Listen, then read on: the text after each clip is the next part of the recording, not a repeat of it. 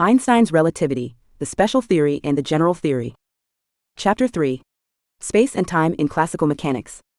If I just formulated mechanics, without any careful thoughts or clarification, merely as a task of describing how bodies change their position in space with time, then I would be committing some serious sins in my conscience, against the sacred spirit of clarity and precision.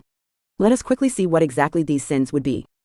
First of all, it is not clear what is meant by position and space in this formulation. Suppose that I stand by the window of a railroad car, of a train, which is traveling uniformly at a steady pace, on a straight track on the perfectly level ground. I now gently drop a stone on the embankment outside the window, that is, without throwing it with an initial velocity. Then, ignoring the effect of air resistance, I see the stone moving or falling down in a straight line in space. But on the other hand, a pedestrian, who happens to observe this mischievous deed from the ground, notices that the stone falls from the moving train to the embankment in a parabolic curve in space. I now ask, so in reality, is it a straight line or a parabola that the positions of the falling stone make in space?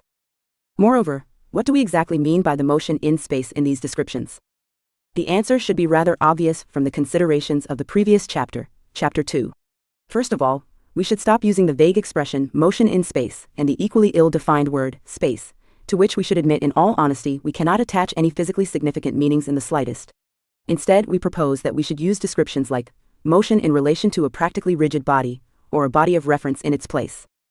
A more precise way of specifying the physical locations in relation to a reference body, e.g., a railroad car or embankment, or its generalization, a reference frame, has already been described in some detail in the previous chapter.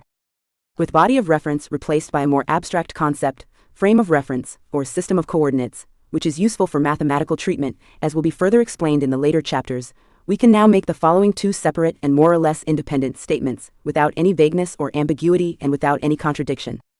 Relative to a frame of reference, or system of coordinates, which is rigidly attached to the moving train, the falling stone traverses a straight line path. Relative to another frame of reference, or system of coordinates rigidly attached to the ground, on the other hand, the same falling stone makes a parabolic curve.